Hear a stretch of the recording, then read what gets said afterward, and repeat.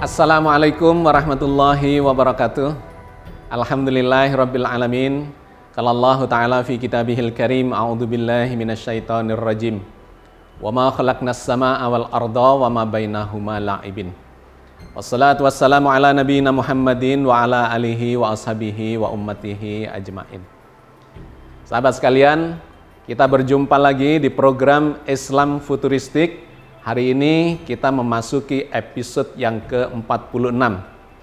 Kita akan melanjutkan kajian-kajian yang menarik. Yang hari ini, pada episode kali ini, kita akan melanjutkan kajian tentang Nabi Nuh, banjir Nabi Nuh di zaman sekitar 6.000 tahun yang lalu.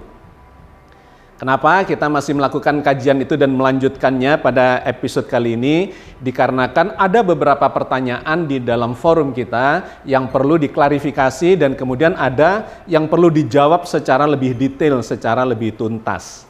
Oke, sahabat sekalian, kalau kita lihat di dalam forum kita, maka ada beberapa pertanyaan yang menarik yang bisa kita lakukan atau kita jadikan sebagai materi kajian pada kesempatan kali ini. Dimulai yang pertama adalah, apakah benar situs yang ditemukan di Gunung Ararat, Turki itu adalah situsnya kapal Nabi Nuh? Ya, perlu kita klarifikasi karena selama ini yang dijadikan rujukan bahwa kapal Nabi Nuh itu kandas atau berlabuh itu yang paling diakui ya oleh banyak sumber informasi di sekitar kita adalah yang berada di Turki itu. Tapi hari ini kita akan melakukan kajiannya, benarkah itu? Ya, itu yang pertama. Yang kedua, lantas apakah bahan kayunya itu berasal dari Indonesia? Ya, dikatakan dari kayu jati Pulau Jawa. Yang ketiga, digambarkan di sana atau bahkan di ayat Al-Qur'an ya, digambarkan memang kayunya atau perahu itu dibuat dari papan dan digunakan paku untuk menyambungnya atau untuk membangunnya. Kemudian ada pertanyaan lain lagi ya, yang berikutnya adalah apakah yang tenggelam itu anaknya Nabi Nuh? Ataukah katanya ada sumber yang mengatakan itu bukan anak kandungnya Nabi Nuh, tetapi anak bawaannya istrinya atau karena perbuatan di luar pernikahan dan seterusnya ya, katanya bukan anaknya Nabi Nuh. Bagaimana informasi dari dalam Al-Qur'an soal anak yang tenggelam itu? Dan kemudian yang berikutnya lagi, ada yang mempertanyakan waktu bicara dengan anaknya saat banjir itu, apakah Nabi Nuh menggunakan ungkapan secara alamiah ataukah menggunakan teknologi? Nah, dia berpendapat bahwa pada saat itu Nabi Nuh menggunakan peralatan telekomunikasi katanya dengan anaknya karena anaknya berada di tempat yang jauh. Oke, sahabat sekalian, cukup banyak pertanyaan yang harus saya jawab dan klarifikasi, maka saya coba melakukannya secara ringkas. Yang pertama, kita akan mencoba menengok dari dalam Al-Qur'an. Apakah anak yang tenggelam itu anaknya Nabi Nuh ataukah bukan? Nah, terkait dengan ini Allah menginformasikannya di dalam Al-Qur'an Al-Karim, yaitu yang ada di dalam surat Hud ayat 45 dan 46. Wa nadza Nuhur rabbahu faqala rabbi inna bani min ahli wa inna wa'dakal haqqu wa anta ahkamul hakimin. Dan Nuh berseru kepada Tuhannya sambil berkata, ya Tuhanku, sesungguhnya anakku adalah keluargaku, dan sesungguhnya janjimu itulah yang benar, dan engkau adalah hakim yang seadil-adilnya. Qala ya Nuhu innahu laisa min ahlik, innahu amalun ghairu sholihin, fala tas'alni ma laisa laka bihi ilm, inni a'izuka an takuna minal jahilin. Allah berfirman, hei Nuh, sesungguhnya dia bukanlah termasuk keluargamu yang dijanjikan akan diselamatkan. Sesungguhnya perbuatannya itu perbuatan yang tidak baik. Sebab itu janganlah kamu memohon kepadaku sesuatu yang kamu tidak mengetahui hakikatnya. Sesungguhnya aku memperingatkan kepadamu supaya kamu jangan termasuk orang-orang yang tidak berpengetahuan. Surat Hud ayat 45 dan 46 ini dengan gamblang memberikan gambaran kepada kita bahwa itu adalah anaknya Nabi Nuh. Sehingga digambarkan di situ Nabi Nuh bermohon kepada Allah, ya Allah, selamatkanlah anakku itu karena dia adalah keluargaku. Tetapi kata Allah, bukan. Dia tidak termasuk keluargamu. Kenapa? Karena perbuatannya tidak baik. Jadi di situ diberikan alasannya untuk mengatakan bahwa meskipun dia anaknya Nabi Nuh, tetapi dia bukanlah bagian dari ahlinya, bukan dari keluarganya dikarenakan perbuatannya yang membangkang mengingkari Allah itu. Nah, cerita kayak begini di dalam Al-Quran itu bukan satu-satunya yang terjadi pada Nabi Nuh, bahwa keluarga dekatnya itu mengingkari kenabian ya dari Nabi Nuh atau nabi-nabi yang ternyata ada keluarga dekatnya yang membangkang juga. Misalnya Nabi Lut itu digambarkan istrinya ya membangkang. Nah, kalau sudah membangkang atau mengkafiri ajaran atau risalah yang dibawa oleh Nabi dan Rasul itu, maka bisa dikatakan dia bukan lagi keluarganya atau bagian dari keluarganya. Atau ayahnya Nabi Ibrahim. Itu Nabi Ibrahim juga sempat bermohon kepada Allah untuk mengampuni, memaafkan ayahnya yang menyembah patung, bahkan membuat patung, memproduksi untuk disembah-sembah oleh kaum pagan pada waktu itu. Tetapi Allah mengatakan, kau tidak berhak untuk memintakan ampunan karena dia berlaku musyrik kepada Allah. Termasuk di zamannya Nabi Muhammad, ya, pamannya Nabi Muhammad itu juga digambarkan wafat tidak dalam keadaan muslim atau bersyahadat kepada Allah. Jadi bukan berarti ketika Al-Quran bercerita tentang pembangkangan atau keingkaran dari keluarga dekat Nabi, maka dia bukan dari keluarganya. Oh tidak, sejak zaman Nabi Adam sudah ada anaknya yang tidak baik atau anaknya yang baik sampai sekarang. Soal baik dan buruk itu adalah tanggung jawab dari masing-masing orang itu, meskipun dia keluarga dekat dari Nabi atau Rasul.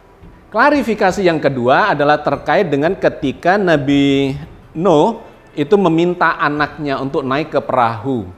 Nah, digambarkanlah dalam sebagian ayat di surat Hud itu bahwa anaknya itu hanyut oleh air bah itu. Kemudian Nabi Nuh mengatakan pada dia, wahai anakku, kemarilah kamu, masuklah ke perahu ini. Tetapi anaknya kemudian tidak mau. Tidak, aku mau berusaha sendiri, mau naik ke gunung, ke tempat yang tinggi, supaya aku tidak terbawa oleh air bah itu. Karena banjirnya sangat besar digambarkan oleh Al-Quran, gelombangnya itu ya, gelombang air bahnya itu digambarkan, diumpamakan setinggi gunung. Nah, saat itulah kemudian Nabi Nuh meminta anaknya, kesinilah biar kamu selamat, karena hari ini tidak akan ada yang bisa selamat. Tetapi anaknya tetap membangkang dan kemudian ternyata tenggelam, digulung oleh ombak. Nah, dikarenakan situasi itu ada yang berpikiran, bagaimana caranya Nabi Nuh itu berkata-kata kepada anaknya, karena digambarkan katanya anaknya itu nun jauh di sana, jadi jaraknya jauh, suaranya berisik oleh gelombang air bah itu, maka tidak mungkin itu berkata-kata dengan suara biasa, mestinya pakai teknologi katanya.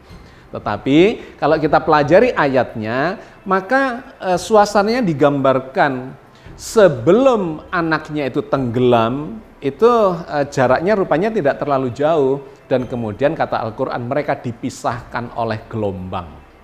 Ya, itu diceritakan oleh Allah di dalam surat Hud ayat 43. Qala sa'awi ila jabali ya'simuni minal ma'. Qala la asimal yawma min amrillahi illa marrahim. Wa hala bainahumal mauju fakana minal mughraqin.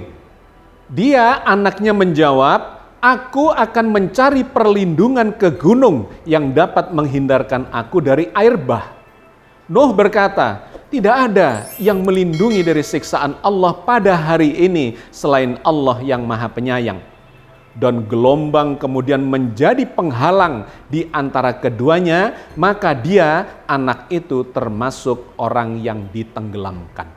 Jadi kalau kita lihat ayat ini pun memberikan gambaran bahwa komunikasi itu terjadi sebelum ada gelombang yang menghalanginya. Karena gelombangnya ya sangat tinggi. Nah, sebelum datang gelombang yang tinggi itu, Nuh sempat meminta anaknya untuk naik ke perahu, tetapi kemudian terhalang oleh gelombang dan dia hanyut dibawa oleh air bah itu. Jadi tidak benar kalau dikatakan kemudian pada saat itu sudah ada teknologi yang menggunakan telekomunikasi dan semacam itu. Klarifikasi berikutnya adalah yang terkait dengan perahunya Nabi Nuh. Ya, ini sangat menarik dan kemudian kita perlu melakukan kalkulasi-kalkulasi tertentu, termasuk memberikan bukti-bukti geologis sebenarnya apakah perahu Nabi Nuh itu yang berada di situs di Gunung Ararat di Turki itu ataukah bukan, dan kemudian terbuat dari bahan apa. Oke, yang pertama kita lihat dari dalam Al-Quran surat Al-Qamar ayat 13. Di sana memang digambarkan bahwa perahunya Nabi Nuh itu terbuat dari papan dan paku. Wa hamalnahu ala dzati alwahi wa dusur. Dan kami angkut Nuh ke atas bahtera yang terbuat dari papan dan pasak atau paku. Kalau kita cross check dalam sejarah bangsa Sumeria, Mesopotamia, yaitu kawasan yang ada di antara Sungai Efrat dan Sungai Tigris, ternyata ada data-data menarik di sana. Kawasan di antara dua sungai Efrat dan Tigris, terutama di lembah yang subur itu yang disebut sebagai Fertile Crescent, ya, ternyata di sana itu tidak ada hutan. Kebanyakan adalah kawasan padang rumput. Yang paling tinggi itu ada tanaman-tanaman yang masih masuk dalam rumput-rumputan yang disebut sebagai gelagah. Ya, rumput kayak ilalang begitu yang tingginya bisa sampai mencapai 2 meter. Nah, ternyata bangsa Sumeria ini menggunakan bahan gelagah itu untuk dijadikan perahu. Ini menarik ya, karena muncul lantas imajinasi kita, ternyata perahu di zaman itu kebanyakan dibuat dari bahan gelagah seperti jerami, tetapi lebih kuat lagi. Ya. Tanaman masuk jenis ilalang tetapi dengan batang-batang yang lebih kuat dan kemudian disatukan menjadi perahu. Itu kebanyakan di zaman itu. Tapi kemudian kalau kita telusuri lagi, ternyata itu bukan satu-satunya. Bahwa di zaman itu selain menggunakan bahan gelagah, ternyata juga sebagiannya sudah menggunakan bahan kayu. Di antaranya, bangsa Sumeria ini dikenal sebagai penemu roda. Nah, roda itu dibikin dari kayu, ya, dari kayu gelondongan begitu, yang dipotong bulat dan kemudian dijadikan untuk misalnya di industri pembuatan gerabah yang diputar, ya, seperti roda, atau kemudian dijadikan rodanya kereta. Itu juga ternyata sudah dilakukan dan ditemukan di zamannya bangsa Sumeria itu, sekitar 4.000 tahun sebelum Masehi di zamannya Nabi Nuh. Nah, maka kalau kita lihat di sekitar kawasan yang rendah di lembah Mesopotamia tidak ada hutan. Hutan itu adanya di bagian yang lebih hulu. Ya, naik ke arah gunung yang menjadi sumber air atau daerah tangkapan air dari Sungai Efrat maupun Sungai Tigris itu. Nah, ternyata kalau kita tarik ke atas atau naik ke atas, di sana barulah ditemukan jenis pepohonan. Apa jenis pepohonan yang ada? Ternyata adalah yang terbesar itu pohon eik, atau ada yang menyebutnya sebagai pohon oak. Pohon eik ini berbatang besar dan bisa mencapai ketinggian beberapa puluh meter. Jadi cukup besar. Nah, inilah rupanya yang digambarkan sebagai bahan baku dari pembuatan perahu yang berbahan dari kayu. Satu, ya. Itu dipotong dalam bentuk papan yang digambarkan oleh Al-Quran dan kemudian dipaku. Ternyata pada zaman Nabi Nuh itu sudah memasuki zaman perunggu. Jadi menjadi masuk akal ketika ayat itu bercerita bahwa kapalnya Nabi Nuh itu dibuat dari papan. Ini sudah istimewa dibandingkan dengan perahu-perahu pada zaman itu. Karena pada zaman itu kebanyakan perahu dibikin dari gelagah. Tetapi perahunya Nabi Nuh ini dibikin dari bahan papan dan dipaku. Ternyata memang zaman itu sudah ada logam, tetapi logamnya belum besi. Karena besi itu nanti baru pada 1200-1000 tahun sebelum Masehi. Sedangkan Nabi Nuh itu berada di zaman sekitar 4000 tahun sebelum Masehi, berada di zaman perunggu. Jadi ayat ini menjadi menarik dan kemudian cocok dengan dinamika sejarah yang terjadi pada zaman itu. Nah, masalahnya adalah ketika kemudian ada yang berpendapat kayunya itu katanya berasal dari Indonesia. Karena menurut penemuan tim arkeologi di Gunung Ararat, ditemukanlah di sana serpihan-serpihan kayu yang itu kata mereka adalah kayu jati yang berasal dari Pulau Jawa. Nah, maka ini perlu diklarifikasi. Benarkah kayu itu berasal dari Indonesia? Kalau berasal dari Indonesia, maka ada beberapa kemungkinan. Yang pertama, apakah benar mereka Nabi Nuh itu sudah bisa mendatangkan kayu dari tempat yang jauh, ya? Begitu jauhnya Indonesia dengan Turki itu. Ataukah yang kedua, memang kapalnya itu berasal dari Indonesia. Nah, ini ada yang berpendapat bahwa ternyata Nabi Nuh itu katanya dulu berangkatnya dari Indonesia. Sehingga dibangunnya adalah di Indonesia. Kemudian karena banjir yang sangat besar, yang menutupi seluruh muka bumi, maka selama berhari-hari, berpuluh hari, bahkan beratus hari, katanya ada yang mengatakan lebih dari 100 hari, maka berlayarlah dan kemudian kandasnya ada di kawasan Turki, di Gunung Ararat itu. Oke, sahabat sekalian, kita perlu mengklarifikasi ini. Di episode yang lalu saya sudah mengatakan bahwa dalam sudut pandang kajian yang saintifik, sangat boleh jadi atau bahkan kemungkinan besar, ya hampir bisa dipastikan, banjir itu tidak meliputi seluruh muka bumi, melainkan itu adalah banjir lokal dikarenakan perubahan iklim, di mana zaman itu adalah zaman es yang sedang mencair. Ya, kita sudah melihat kajiannya waktu itu dan kemudian melihat data-data ilmiahnya, termasuk grafiknya, bahwa selama ribuan tahun terakhir iklim bumi itu mengalami pasang surut, ya, naik dan turun. Pada saat suhunya naik, maka terjadilah pencairan es. Yang disebut zaman es ini sudah berjalan sekitar 2,6 juta tahun. Dan 20.000 tahun yang lalu sampai 11.000 tahun yang lalu itu terjadi pencairan yang sangat besar sampai di sekitar 6.000 tahun yang lalu atau 4.000 tahun sebelum Masehi. Nah, di zaman itulah terjadi perubahan iklim yang menyebabkan hujan berhari-hari yang digambarkan oleh Al-Quran.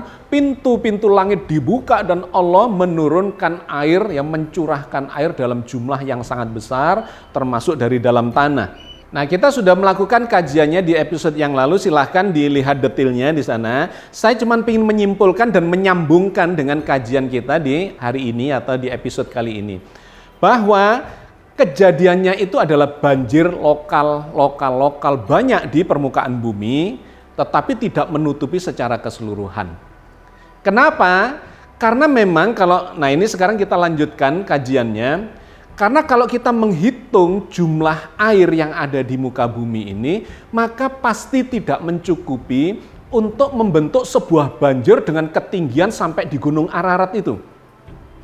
Jadi dikabarkan oleh para arkeolog yang melakukan penelitian di sana, bahwa situs kapal Nuh itu ditemukan pada ketinggian 13.000 kaki, atau kalau dikonversi ke meter kurang lebih sekitar 4.000 meter. 4.000 meter dari permukaan air laut, itu luar biasa tingginya. Anda bisa membayangkan bagaimana itu bumi ditutupi oleh air dengan ketinggian sampai 4.000 meter di seluruh permukaan bumi. Itu sebuah hal yang mustahil. Kenapa? Karena kalau kita merujuk kepada jumlah air yang ada di permukaan bumi, itu pasti tidak mungkin terjadi. Para peneliti yang menemukan situs itu, mereka mengklaim bahwa situs itu adalah situsnya Nabi Nuh, kapalnya Nabi Nuh. Bahkan dia mengatakan 99,9% itu adalah situsnya Nabi Nuh, karena sesuai dengan kitab suci mereka atau Bible. Ya, jadi yang melakukan penelitian itu adalah kelompok evangelis Kristen yang berpusat di Hong Kong yang menamakan dirinya sebagai NAMI, Noah Ark Ministry International. Mereka mencocokkan datanya itu dengan kitab Injil atau Bible. Dan berdasarkan itu mereka mengatakan ini 99,9% cocok dengan yang diceritakan oleh kitab Bible. Padahal di sana sesungguhnya tidak ditemukan perahunya itu. Yang ditemukan adalah sebuah jejak ya di tanah yang katanya itu membentuk seperti tempat yang dulu menjadi kandasnya perahu Nuh itu dalam ukuran yang raksasa. Perahunya sendiri tidak ditemukan. Karena itu para ahli geologi itu sempat membantah rame-rame. Kenapa? Karena sesungguhnya tidak pernah ditemukan kapal Nuhnya itu tidak pernah ditemukan. Meskipun mereka kemudian mengatakan menemukan serpihan-serpihan kayu. Dan yang kemudian diidentifikasi katanya kayu itu berasal dari Indonesia, yaitu kayu jati. Tetapi itu dibantah oleh para ahli geologis dikarenakan kalau sampai bumi ini tertutup oleh air, banjir air dengan ketinggian 4.000 meter, itu pasti jejak geologisnya akan terjadi di mana-mana, ada di mana-mana. Satu. Yang kedua, saya lantas ingin menunjukkan kepada Anda bahwa jumlah air yang ada di permukaan bumi ini tidak cukup untuk membentuk banjir, ya, menjadikan banjir dengan ketinggian sampai 4.000 meter itu. Anda secara gampang sekarang ini bisa melakukan browsing, searching ya di googling berapa jumlah air yang ada di planet bumi ini. Dengan gampang kita akan menemukan bahwa jumlah air total terdiri dari air laut, air sungai, air hujan yang masih ada di langit, air tanah, itu sekarang dengan gampang bisa dilacak dengan menggunakan satelit, itu akan ketahuan jumlahnya. Bahwa total jumlah air yang ada di muka bumi ini kurang lebih adalah 1,332 miliar kilometer kubik. Itu sudah mencakup seluruhnya. Ya, Anda silahkan melihat detailnya, bisa di googling, tetapi semua sumber berita atau sumber data tentang jumlah air yang ada di muka bumi itu mengatakan kurang lebih sama, 1,332 miliar kilometer kubik. Oke, kemudian dari sekian banyak itu, dari 1,332 miliar kilometer kubik itu, sebagiannya adalah dalam bentuk air laut yang sekarang sudah existing. Dan itu juga bisa dihitung. Berapa jumlah air laut yang ada di muka bumi ini? Ternyata sekitar 70% dari permukaan bumi ini tertutup oleh air. Ini juga dengan gampang Anda akan mendapatkan datanya. 70% dari permukaan bumi itu tertutup oleh air dan sebagian besarnya hampir 100% ya, 97 atau 98%-nya itu adalah laut. Selebihnya ada danau, ada sungai dan seterusnya, tidak signifikan dalam konteks ini. Ambillah rata-rata 70% permukaan bumi itu tertutup oleh air.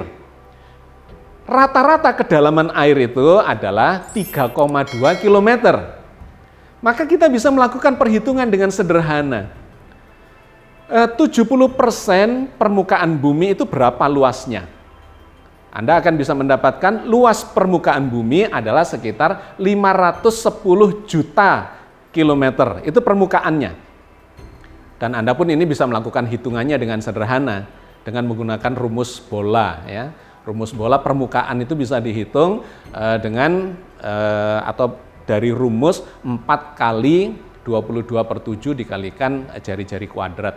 Maka kita akan menemukan luas bola itu. Atau Anda ambil saja dari data penelitian, luas permukaan bumi adalah 510 juta kilometer persegi. Di mana 70%-nya adalah tertutup oleh air. Nah sahabat sekalian, berapakah 70% dari luas permukaan bumi itu? Ya kita tinggal mengalihkan saja, dikalikan dengan luas bumi seluruhnya 510 juta. Dikalikan 70% sama dengan 357 juta kilometer persegi. Nah kalau sudah diketahui permukaan yang tertutup ya 357 juta kilometer persegi itu, maka kalikanlah dengan kedalaman rata-rata air laut, yaitu 3,2 kilometer.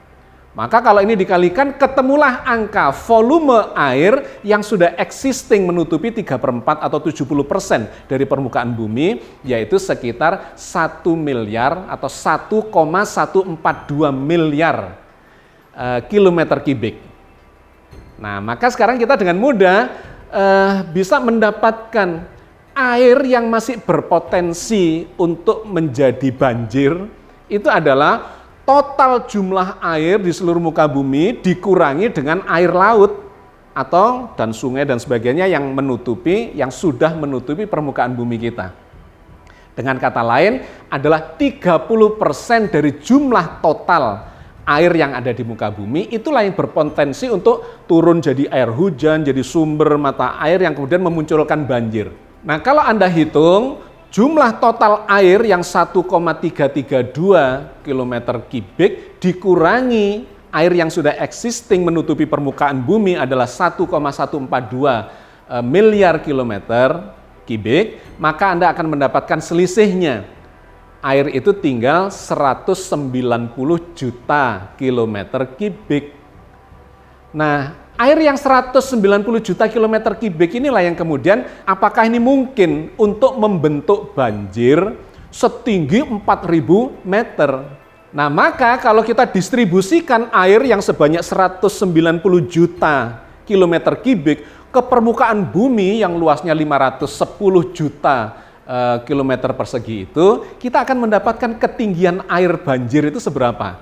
Ketemunya adalah 372,5 meter. Anda bisa bayangkan ini, ternyata jauh dari 4.000 meter. Artinya apa?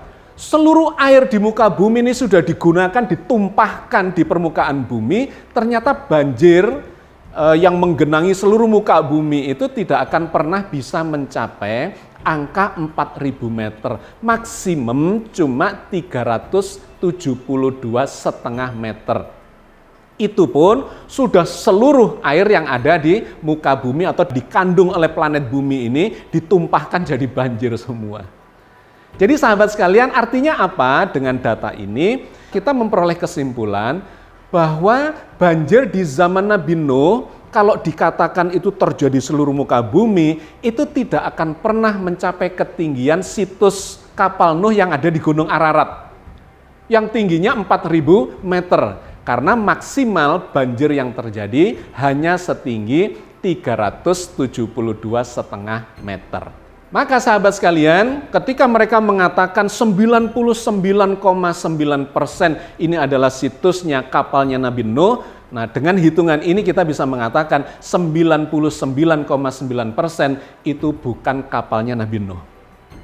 Karena tidak mungkin banjir yang terjadi di muka bumi ini bisa membawa kapal itu kandas sampai pada ketinggian 4.000 meter itu.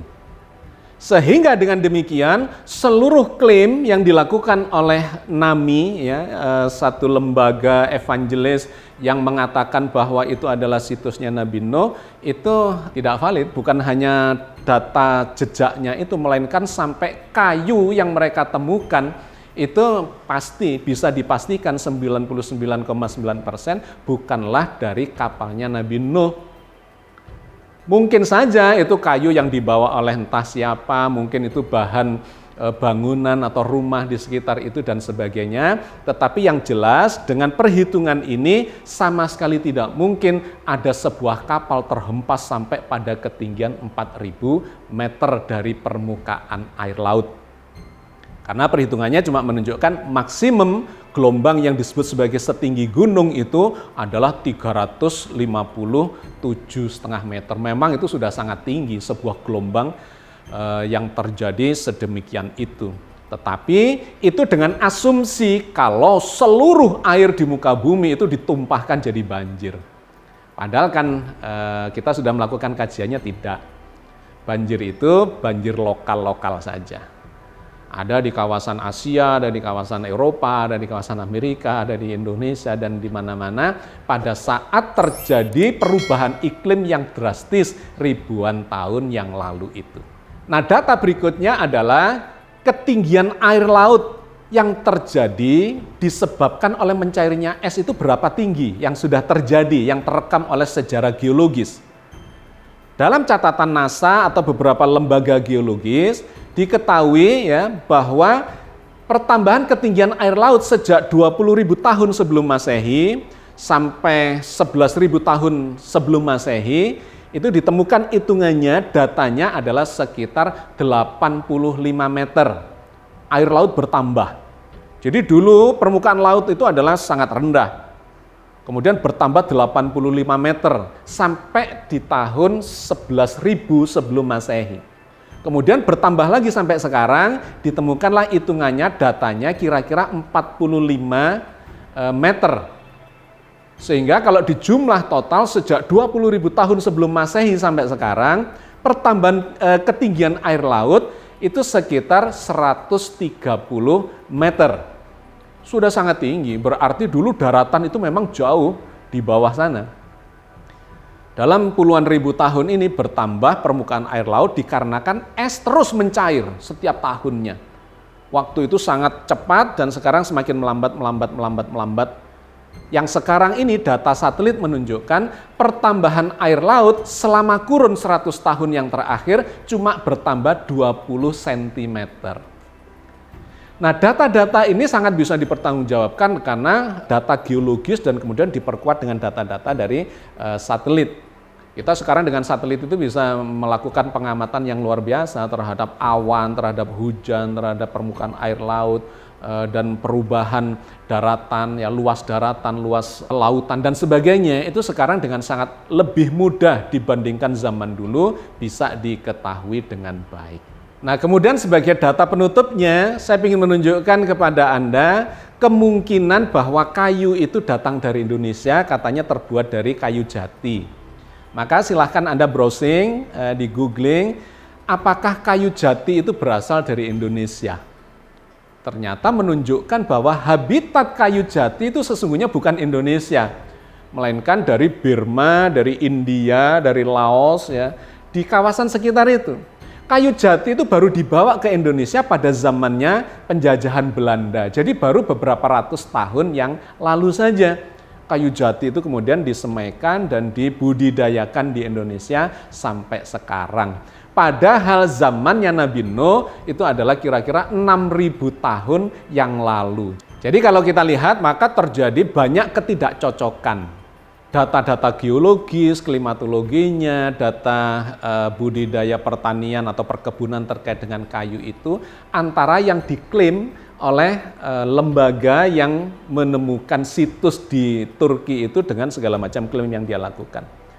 Jadi saya bisa mengatakan dengan lebih meyakinkan bahwa 99,9% bahwa klaim mereka itu salah dengan berbagai macam pertimbangan yang sudah saya sampaikan di depan. Oke, sahabat sekalian, saya kira saya cukupkan sampai di sini kajian kita dalam Islam Futuristik episode yang ke-46 terkait dengan apakah benar itu situsnya kapal Nabi Nuh dan kemudian dikatakan kayunya berasal dari Indonesia. Mudah-mudahan mendapatkan gambaran dan pencerahan dari kajian kita kali ini. Billahi taufik wal hidayah. Assalamualaikum warahmatullahi wabarakatuh.